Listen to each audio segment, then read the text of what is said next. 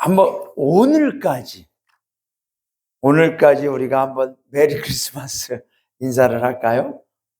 성탄절이 지났다고 해서 우리가 성탄절의 영성과 또 기쁨을 누리지 않을 이유가 없겠죠. 그래서 우리 한번 인사해 봅시다. 메리 크리스마스. 네, 우리 할렐루야. 전후 좌우에 계신 분과 인사합니다. 주님 안에서 사랑합니다. 주님 안에서 축복합니다. 네, 할렐루야. 네. 사실 우리는 매일매일이 메리 크리스마스입니다. 매일매일. 그리스도께서 성탄절만 오신 게 아니라 저와 여러분의 삶에는 매일매일 예수님이 임재하시고 계심을 믿습니다. 오늘이 2024년 마지막 주일 예배입니다. 그동안 예수님 안에서, 성령님 안에서 하나님을 예배하며 교회를 지키며 각계 영문의 공동체를 지켜온 성도님들 모두 감사하고 주님 안에서 사랑하고 축복합니다. 자, 우리 하나님께 감사하며 영광의 박수를 드리겠습니다. 할렐루야. 그리고 내 옆에 계시는 분, 뒤에 계시는, 주변에 계시는 분, 1년 동안 우리 각계 영문의 공동체로 함께 해주셔서 감사합니다 하고 주변의 분들에게 감사의 박수 함께 나누시기 바랍니다. 감사합니다. 감사합니다. 감사합니다. 할렐루야. 네, 맞습니다. 그리고 마지막으로 이게 제일 중요합니다. 자신의 가슴에 손을 얹으시기 바랍니다. 자신의 가슴. 그리고 칭찬하세요. 자신의 이름을 부르면서 정기라 수고했다. 참 잘했다. 여러분, 왜냐하면 네, 맞습니다. 왜냐하면 정말 우리가 내 자신이 1년을 살아오기 위해서 얼마나 노력을 많이 하고 수고 많이 했습니까? 그런데 칭찬을, 내가 나를 칭찬해 주지 못하는 사람은 다른 사람도 칭찬해 주지 못하거든요. 그래서 이 시간 한번 칭찬해 볼까요? 나한테 자기 이름을 부르면서, 진짜 자기 이름을 부르면서 한번 칭찬해 보세요. 시작. 정기라 수고했다. 참 잘했다. 참 잘했다. 너는 훌륭하다. 너는 귀하다. 할렐루야. 은혜 자매는 왜 안 해요? 했어요? 여러분, 그렇습니다.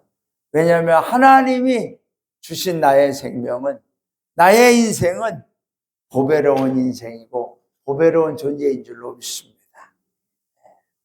세상의 기준으로 판단하지 마세요. 나는 왜 이 모양일까? 내 인생은 왜 이 꼴일까? No. 이 모양이 어때서요?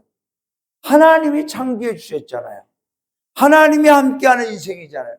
그걸로면은 우리는 충분합니다. 아멘입니까? 네.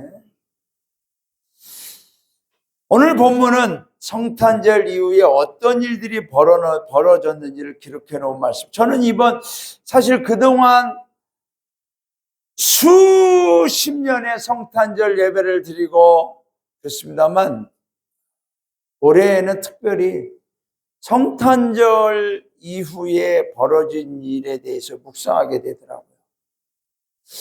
이 성탄절이 하나의 이벤트처럼 그날만 반짝 우리가 메리 크리스마스라고, 그날만 반짝 성탄이라고 하는 기쁨을 함께 나누고 그 다음 날부터는 너무 평범해지는 거예요.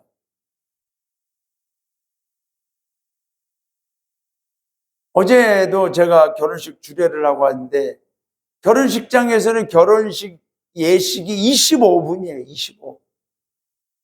25분 안에 모든 걸 다 끝내라고 결혼식장에서는 주의를 줍니다. 제일 많이 주의를 받는 게 누구냐? 주례자예요. 주례사가 길면 안 돼요. 또 제가 설교가 좀 길다는 걸 알고서 저한테, 사장님 25분이래요. 돌려서 이야기하더라고요. 그래서 제가 주례사 짧게 할게요. 어쨌든 한 몇 분 정도 한 것 같아요. 그래요? 진짜 잘한 거죠? 그래서 한 5분에서 7분 한 것 같아요. 다들 좋아하더라고요. 그런데 결혼식을 주례할 때마다 늘 제 마음에는 아쉬워요. 왜냐하면 25분이라고 하는 그 안에 진짜 어떻게 보면 붕어빵을 찍어내듯이 부부를 이렇게 만들어서 내보내는 것처럼 그냥 정해진 시간에 하고서 다 하고 이제 사진 찍고 끝. 그 다음부터는 너무 평범해지는 거죠.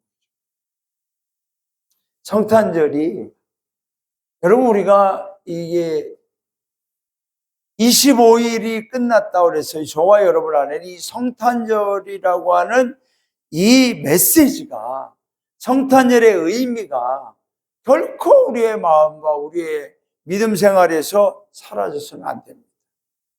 여러분 성탄절 다음날 성탄절 그때 어마어마한 사건이 오늘 벌어진 것이 기록되어 있잖아요. 그냥 그날 예수님 태어났으니까 동방박사들이 경배하고 목자들이 와서 경배하고 끝! 아니에요.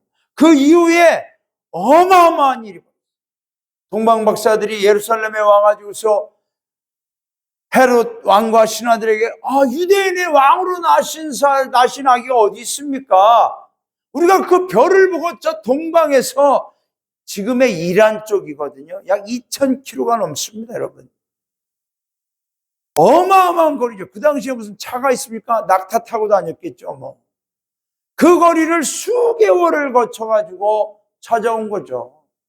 유대인의 왕으로 나신 이가 어디 있습니까? 그러니까 이 헤롯 왕과 신하들이 당황하는 겁니다. 아니, 내가 왕인데? 내 자녀들이 왕이 될 건데? 아니, 왕이 또 어디서 태어나? 신하들도, 아니, 무슨 얘기냐고? 그런데 뭔가 이게 저 동방에서 별을 연구하는 이 천문학자들이 와가지고서 이야기를 하는 거 보면 심상치 않거든요. 유대인의 왕으로 나신 상징을 하는 별이 있다는 것을 보면서 이 헤롯 왕과 신하들이 불안해하는 거죠. 그래서 이야기를 합니다. 그 왕이 그 아이가 어디서 태어났는지 가서 경배하고 우리한테도 꼭 나한테도 알려주십시오. 나도 가서 경배하겠습니다. 라고 하지만 그 마음은 뭐라 그랬어요? 그 아기를 죽이려고 하는 거죠.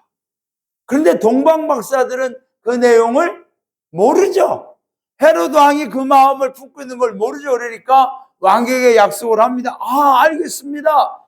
가서 아기 예수께 경배하고 이제 자고 그 다음날 헤롯 왕에게 가려고. 왜냐하면 베들레헴과 예루살렘은 여러분 5km밖에 떨어져 있지 않아요. 가까워요. 그러니까 아기 예수를 경배하고 그 다음날 자고 바로 예루살렘으로 가는데 오래 걸리지 않아요. 5km밖에 안 떨어졌다니까. 우리 지도 한번 볼까요? 지도. 보세요, 여러분. 여기가 예루살렘이잖아요. 여기가 베들레헴이에요. 5km밖에 안 떨어졌어요. 가까워요. 그러니까 이 박사들이 잠을 자는데 지시를 받는 거죠. 주의 사자의 지시를 받는 거죠. 예루살렘으로 가지 말고 그냥 너희는 다른 길로 해서 가라. 헤롯에게 보고하지 말라는 거죠. 그러니까 이 동방 박사들은 그 지시를 받고 다른 길로 몰래 헤롯에게 알리지 않고 고국으로 돌아갑니다. 그리고 나서 헤롯은 나중에 알게 되죠. 나중에 알고 그 베들레헴 이 베들레헴 에어리어에 있는 그 동방 박사들에게 물어본 때를 시점으로 해서 2살 이하의 아기는 다 죽이라고 하죠. 남자 아기. 여러분, 우리가 이 성탄절을 우리가 지내고 성탄절 그 이후에 저와 여러분의 신앙생활, 저와 여러분의 영성, 저와 여러분의 믿음은 어떻게 달라져야 되느냐, 어떤 삶을 살아야 되느냐 하냐면 주의 지시를 받고 살아가는 저와 여러분 되시기를 주님의 이름으로 축원합니다. 그러니까 오늘 우리가 이 말씀을 통해서 중요한 건 주의 사자가 역사하는, 주의 사자가 저와 여러분에게 하나님의 뜻을 알려주는, 하나님의 뜻대로 살아갈 수 있도록 인도해주는 주의 사자가 우리에게 임재하는 역사가 일어나기를 주님의 이름으로 축원합니다. 성탄절 이후에 이런 일이 일어나야 돼요, 여러분. 성탄절 이후에 믿음의 성도들에게는 주의 사자가 우리를 인도하시고 지시하시고 깨닫게 하시고 하나님의 뜻을 발견하고 보고 그 뜻대로 살아갈 수 있도록 하는 역사가 다시 회복돼야 될 줄로 믿습니다. 오늘 13절, 그들이 떠난 후에 주의 사자가 요셉에게 현몽하여 이르되 헤롯이 아기를 찾아 죽이려 하니 일어나 아기와 그의 어머니를 데리고 배굽으로 피하여 내가 내게 이르기까지 거기 있으라 하시니. 여러분 보세요. 성탄절 이후에 누가 지금 역사해요? 주의 사자가 역사하는 거예요. 성탄절 이후에 우리 각계 영문에 그냥 이 반짝반짝거리는 이거 뭐 켜놓고 기쁘다고 주셨는데 찬양하고 뭐 우리 성탄절 식사하고 선물 나누고 그걸로 끝. 아니에요. 그건 성탄절이 아니에요. 그거는 하나의 그냥 행사일 뿐이죠. 진짜 성탄절은 뭐냐? 성탄절을 지나온 저와 여러분의 삶 속에 주의 사자가 함께 하시고 인도하시고 주의 사자가 저와 여러분을 보호하시고 주의 사자가 역사하는 일이 일어날 때 그게 진짜 성탄절을 지내온 성도의 삶이요 믿음인 줄로 믿습니다.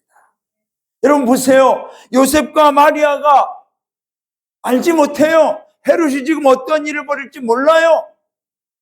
그러니까 동방박사들에게 지시한 주의 사자가 요셉에게도 꿈에 나타나서 요셉아, 헤롯이 아기를 죽이려고 한다. 빨리 일어나 피난해라. 요셉이 마리아와 갓난아기를 데리고 애굽으로 피난 가지 않습니까?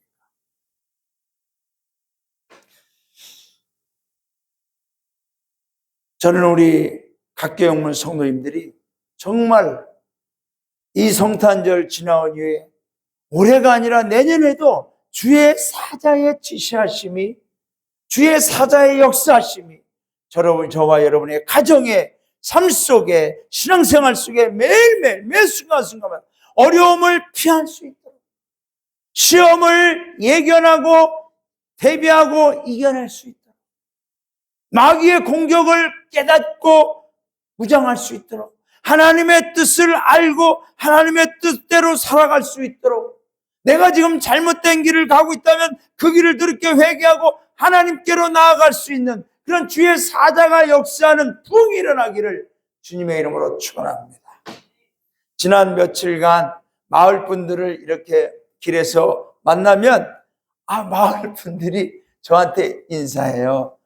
안녕하세요. 그러면 많이 바쁘셨죠? 성탄절 지내시라 많이 바쁘셨죠? 여러분, 그분들이 성탄절을 알더라고요. 성탄절이 바쁘다라는 걸 또 아셔. 그래서 저는 그 어르신들을 만나면서 이런 생각을, 우리 각계 교회가, 각계 영문이 이곳에서 더욱더 부흥하여 이 마을 분들이 주의 사자가 역사하는 그 증거들이 나타나므로 그 증거들을 보고 이 마을의 분들이 진짜 저 교회에 무슨 일이 일어나고 있구나. 저 교회를 다니는 사람들에게 주의 사자가, 즉 하나님께서 역사하는 무슨 일들이 일어나는구나를 보여줄 수 있는, 그래서 그들로 하여금 이 교회가 그냥 서 있는 것이 아니라 하나님을 기억하고 하나님을 믿고 하나님을 생각하고 하나님께로 나올 수 있는 그러한 역사들이 일어나야 되겠구나, 그런 마음을 갖게 됐어요.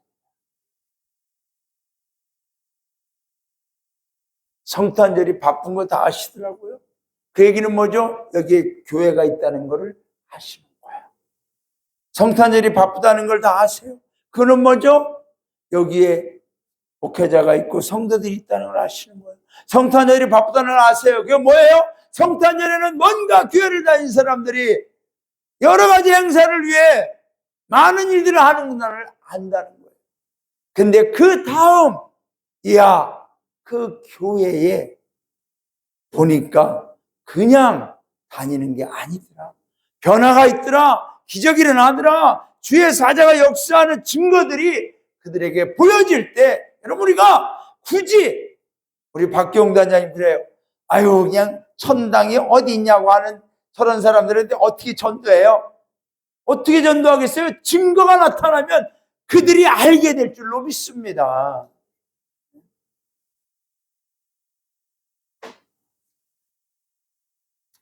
베들레헴은 가장 작은 마을이라고 했습니다. 가장 작은 마을. 요세푸스에 의하면 한 주민이 많이 살아야 한 1000명에서 1200명 정도. 우리 각계보다는 많죠, 그래도. 각계 마을보다는. 큰 마을이 아니라는 거죠. 규모로 보거나 그런 농촌이라고 했습니다. 이 베들레헴은 농촌. 이 베들레헴이라고 하는 별명, 베들레헴의 뜻이 뭐냐면 떡집, 떡이라고, 빵이라고 하는 뜻입니다. 그러니까 거기 곡식이 많이 나는 지역이죠. 농사를 짓는 지역이죠. 환경적으로 볼 때에 예루살렘은 도시입니다. 그런데 주의 사자가 어디서 역사하셔요? 예루살렘이 아니라 베들레헴에서. 그니 우리는 크고 많고 화려한 곳에 뭔가 일이 일어날 것 같지만 그렇지 않습니다. 작아도 거기에 주의 사자의 인도함을 받고 믿음으로 순종할 수 있는 성도들이 있다면 주의 사자는 바로 그곳에 임재하시는 줄로 믿습니다. 우리 각계 영문은 가장 작지 아니하고 오히려 더 많은 사람들에게 하나님의 구원을 알리는 영적으로 큰 기회가 될 줄로 믿습니다. 할렐루야. 이럴 때는 지붕이 좀 떨어져 나가게 아멘을 크게 해주셔야지. 아니, 우리가 숫자는 작아도 목소리는 커야 될 거 아니에요. 숫자는 작아도 뭔가 기백은 넘쳐나야죠. 강정일, 할렐루야. 깜짝 놀랐어요. 맞습니다. 우리 다시 한번 제가 할 테니까 송백일 분이 아멘을 크게 해주시기 바랍니다. 네, 할렐루야. 제가 다시 한번 할 거예요. 자, 우리 각계 영문은 가장 작지 아니하고 오히려 더 많은 사람들에게 하나님의 구원을 알리는 영적으로 큰 교회가 될 줄로 믿습니다. 아멘. 할렐루야. 할렐루야. 하셔야 돼요. 하셔야 돼요. 하셔야 돼요. 아멘부터 부응하셔야 돼요. 기도부터 부응하셔야 돼요. 그렇기 때문에 우리 성도님들의 신앙생활, 제가 어제 가슴 아픈 얘기를 들었어요. 어떤 젊은 사관님이 저희한테, 사관님, 우리 담임 사관님이 저한테 방언으로 기도하지 말래요. 왜요? 본인도 방언으로 기도할 수 있지만 기도 안 한다고 저한테도 하지 말래요. 담임 사관이 하는데 부담임 사관이 방언으로 기도하지 말래요. 나 그 얘기를 듣고 너무 충격을 받았어요. 기도의 영을 막아버리는.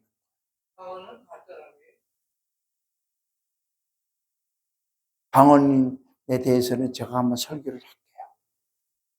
방언이 가짜라고 하는 분은 방언 기도를 체험하지 않은 분이에요. 방언을 통하여 은혜를 받고 방언 기도를 통해 성령을 체험하지 않았기 때문에 가짜라고 하는 거예요. 그러나 방언을 통하여 기도의 영이 열리고 기도의 입술이 열리고 기도의 충만함을 체험한 사람은 방언으로 1시간, 2시간 밤새도록 기도합니다. 여러분, 우리가 부흥이라는 건 다른 게 아니에요.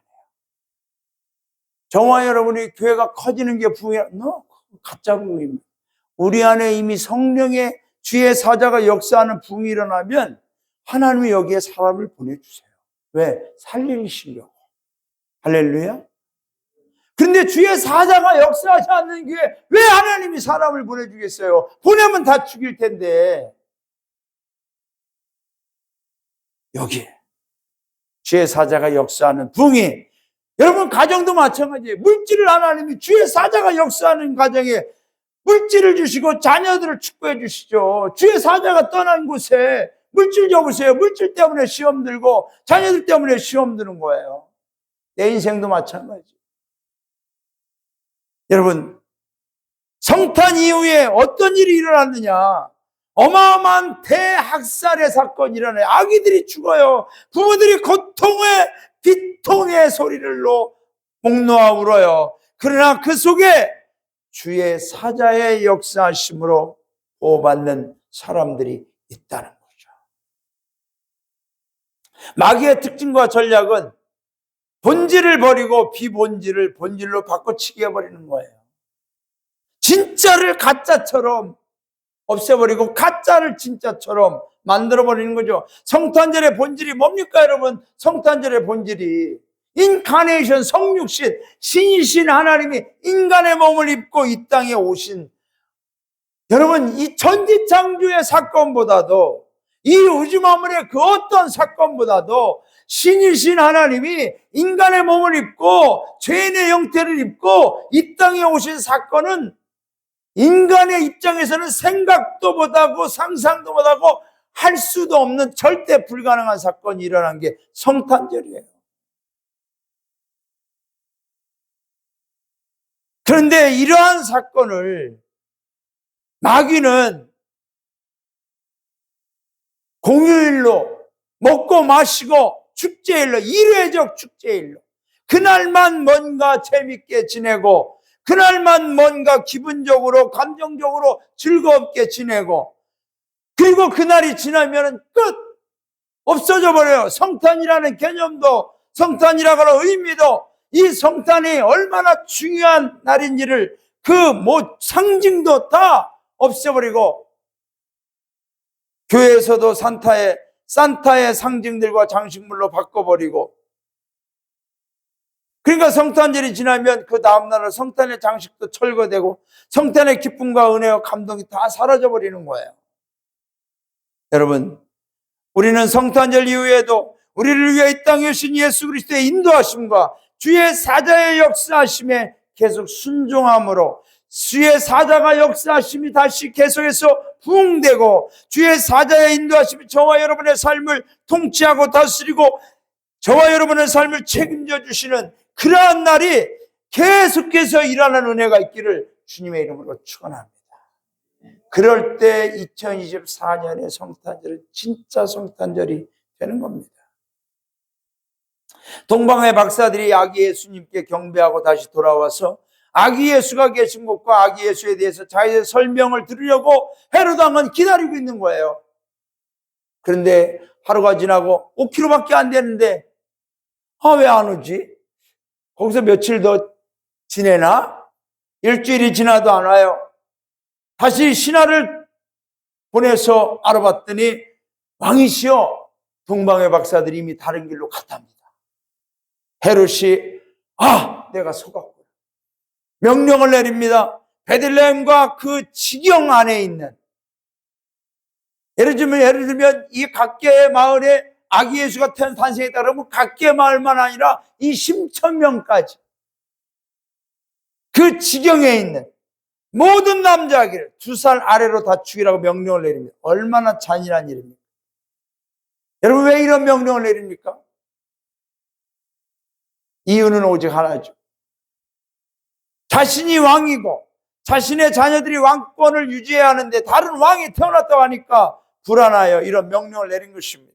여러분, 마귀는 성탄절 날 마귀가 얼마나 통곡하고 얼마나 한탄하고 얼마나 야 이제 이 세상을 우리의 왕국으로 죄악의 세상으로 우리가 통치했는데 신이신 하나님이 인간의 몸을 입고 이 땅에 와서 인간들에게 구원의 길을 열어놨으니 우리가 막을 도리가 없고 이길 도리가 없으니 어떻게 하면 좋으냐? 마귀가 울고불고 한탄한 날이 성탄절입니다, 여러분. 그러니까 교회를 무너뜨리려고 하고 성도를 무너뜨리려고 하고 성탄절이라는 이 거룩한 절기를 세상에 먹고 마시는 향락의 날로 바꿔버리는 거예요. 다 타락시켜버리는 거죠. 거기에 현혹돼서 많은 사람들이 성탄절의 진정한 의미를 알지 못하고 넘어지고 오히려 성탄절날 더 많이 타락하고 더 많은 죄악된 일들이 벌어지는 거죠. 사랑하는 여러분, 우리는 이 성탄절 그 이후에 두 번째 이걸 아시기 바랍니다. 마귀는 예수님을 절대로 이기지 못한다는 사실입니다. 할렐루야. 마귀는 헤롯 왕을 통하여 예수님을 죽이려고 베들레헴과 그 지경 안에 있는 아기들을 다 죽이라고 했지만 이미 주의 사자가 요셉에게 지시하여 애굽으로 피난 것입니다. 기독교 역사는 핍박의 시대에 더 부흥하고 강력해진 줄로 믿습니다. 마귀는 창세 이래로 하나님의 자녀들을 유혹하고 미혹하여 죄에 빠지게 합니다. 귀신의 역사들로 수많은 영혼들이 무너지고 쓰러지고 죄악의 구렁텅이에 빠지고 맙니다. 지금도 하나님을 믿는 성도들과 교회를 향해 사탄의 공격은 갈수록 악랄해지고 있습니다. 세속적인 풍습들과 죄를 하나의 문화로 여기거나 사회적 유행으로 변장시켜버립니다. 이런 속임수의 교회와 성도들 중에는 인권이라는 미명으로 죄를 용납합니다. 그거 인권으로 인정해버립니다. 과거에는 총칼로 쏴 죽이며 핍박을 했다면 우리 한국은 지금 타락된 쾌락의 문화들로 교회를 썩게 하고 있습니다. 썩어가고 있어요. 여러분, 옥스퍼드 사전, 영국의 옥스퍼드라고 하는 이 대학교가 있잖아요. 세계 명문이잖아요. 캠브리지와 옥스퍼드. 근데 이 옥스퍼드라고 하는 이 사전 회사가 있습니다. 옥스퍼드 사전이 전 세계적으로 제일 유명하지 않습니까? 그 옥스퍼드 사전에서는 매년마다 그 한 해를 사회적 모든 생활과 상황을 딱 통틀어서 한 단어로 딱 명명을 합니다. 그게 올해의 단어예요. 2024년 옥스퍼드 사전이 전 세계에 지금 세상이 어떻게 돌아가고 있나? 이 세상을 한 단어로 딱 규정한 게 뭐냐? 브레인 롯. 내가 멍해지는 상태. 내가 썩어지는, 롯이라는 것은 썩는 거예요. 녹슬어서 썩어지는 거예요. 지금 이 시대에 전 세계적으로 사람들이 어떤 상태냐? 내가 썩어지고 있다는 얘기예요. 저와 여러분의 뇌가 썩어지고 있어요. 정신 차리지 않으면. 지금 이 시대 어린이들, 청소년들, 청년들, 장년들까지도 뇌가 멍해지면서 썩어지고 있어요. 그러면서 옥스퍼드 사전에서 왜 이 단어를 올해의 단어로 선정했느냐? 뇌가 중독되는 거죠. 이런 휴대폰들. 여러분, 누워서도 휴대폰을, 걸어다니면서도 휴대폰을, 뭐를 해도 휴대폰을 통해서 수많은 썩어진 음란의 영상들, 가짜 뉴스들, 쓰레기 같은 이 정보들, 그런 것들이 사람의 뇌에 들어가면서 뇌가 썩어지는 거예요. 나쁜 생각으로 썩어져요. 죄악된 생각으로 썩어져요. 음란한 생각들로 썩어져요. 오히려 죄로 알지 못하고 영상을 보니까 세계적으로 아니면 어디에서 이런 다 문화적으로 인정하고 그러니까 내가 썩어지는 거예요. 그러니까 이 옥스퍼드 사전에서 지금 이 시대는 내가 썩어져가는 사회라는 거죠. 여러분은 어떻습니까? 우리 성도님들의 뇌는 어떻습니까? 휴대폰 전문가들은 휴대폰을 하루에 4시간 이상 하면 중독이라고 해요. 중독.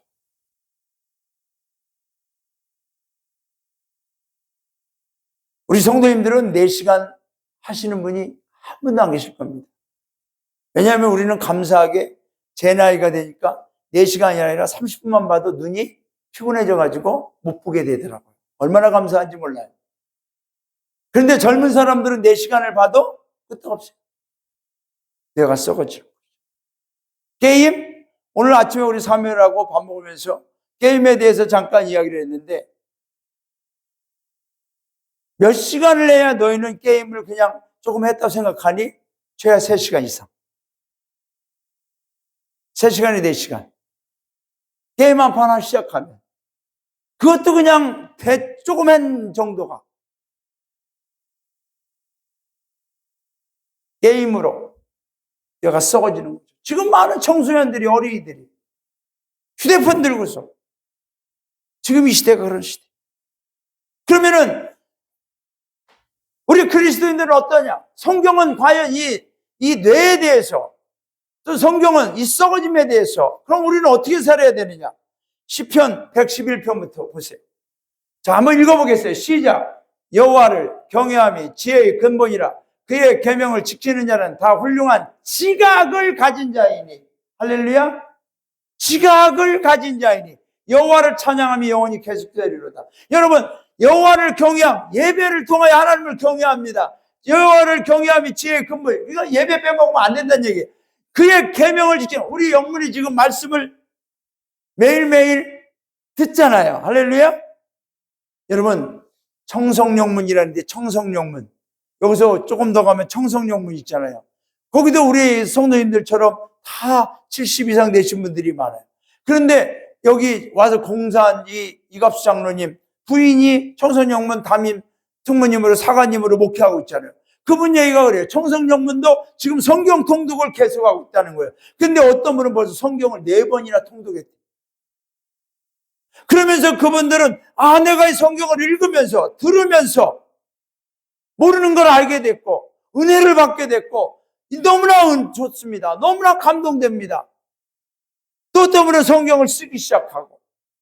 여러분, 저는 우리 각교 영문이 새해 그의 계명을 지키는 자는, 우리가 하루하루 성경을 듣다가 성경 말씀 중에 한 단어나 한 구절이 내 마음에 꽂혀질 때 그의 계명을 지키는 자는 훌륭한 지각을 가진 자인, 하나님이 저와 여러분의 뇌를 썩어지지 않고 다시 소생시켜 주시고 맑게 하시고 깨끗하게 하시고 건강한 뇌로, 영적인 뇌로, 신령한 뇌로 회복시켜 주실 줄로 믿습니다. 여러분, 그 뇌에서 생각이 나오고 정신이 나오는 거예요. 또 넘겨주세요. 잠언 1장과 잠언 9장 함께 읽어보겠습니다. 시작. 여호와를 경외하는 것이 지식의 근본이거를 미련하는 자는 지혜와 혼결. 여러분, 지식의 근본. 요즘에 엄마 아빠들이 아이들이 얼마나 많이 공부를 시킵니까? 그러나 아무리 많은 세상적 지식을 넣어도 그들의 뇌가 썩었기 때문에 그 지식 자체도 썩은 지식이 되는 거죠. 여러분, 여호와를 경외하는 지혜의 근본이요 거룩한 신야를 아는 것이 명철이니라. 여호와를 경외하는, 저와 여러분의 뇌가, 저와 여러분의 마음이 지금 옥스퍼드 사전에서 말한 이 시대를 상을 정확하게 뇌가 썩어져가는 멍청해지는 이러한 시대에 우리는 지각이 있는, 지혜로운, 지식이 있는 참된 인생을 살아갈 수 있는 성도들이 누구냐? 여호와를 경외하는. 아멘입니까? 성탄절 그 이후에 저와 여러분의 신앙이 어떤 변화가 일어나야 돼요? 여호와를 경외하는 신앙. 여러분, 우리가 여호와를 경외하면 마귀는 우리를 이기지 못합니다. 마귀는 우리를 공격을 할 수 있어요. 힘들게 할 수 있어요. 그러나 우리의 믿음을, 우리 안에 거하시는 예수 그리스도를 그들을 이길 수 없어요. 마귀는 교회를 이길 수 없어요. 마귀는 성도를 이길 수 없어요. 왜? 하나님이 그 마귀까지도 제압해 버리시고 다스리시고 물리치시고 마침내 마귀는 마지막 날 멸망의 심판에 들어가게 될 줄로 믿습니다. 자, 19절 한번 볼까요? 19절. 같이 읽어봅시다. 시작. 헤롯이 죽은 후에, 시작. 헤롯이 죽은 후에 주의 사자가 애굽에서 요셉에게 연몽하여 이르되 일어나 아기와 그의 어머니를 데리고 이스라엘 땅으로 가라. 아기의 목숨을 찾던 자들이 죽었느냐 하시니 요셉이 일어나 아기와 그의 어머니를 데리고 이스라엘 땅으로 들어가요. 보세요, 여러분. 주의 사자가 계속해서 인도하는 거예요. 계속해서. 저는 우리 각교영문 또 우리 성도님들을 주의 사자가 계속해서 새해에도 인도해 주시기를 주님의 이름으로 축원합니다. 낮이나 밤이나 때마다 일마다 주의 사자가 인도해 주셔야 돼요. 그럴 때 여러분 요셉이라는 사람은 한결같은 믿음이 뭐죠? 순종해, 순종. 주의 사자가 야 피난 가라. 무슨 얘기? 지금 애기가 태어난 지 얼마 되지도 않았는데 지금 산모가 상관도 제대로 못했는데 어디를 갑니까 지금? 그렇게 하자고 피난 가라면 가고 애굽에서 이제 조금 안정돼서 평안하게 있으려고 그러니까 다시 또 일어나서 이스라엘로 다시 오라고 그러니까 요셉은 가라 하면 가고 오라 하면 순종할 순종. 여러분 새해에는 우리 성도님들 주의 사자가 말씀을 통하여 찬양을 통하여 기도하는 건데 주의 중에 설교를 통하여 지시하면 순종하시기를 주님의 이름으로 축원합니다. 말씀을 맺습니다. 여러분 귀신을 두려워하지 마시고 귀신이 우리를 두려워하는 줄로 믿으십시오. 아멘. 여러분 귀신이 우리를 두려워한다. 귀신은 물리치는 존재. 우리가 물리치면 돼요. 지난 금요일인가 수요일에 우리 박경영 단장님이 간증하시더라고요. 귀신들을 막 물리쳤다.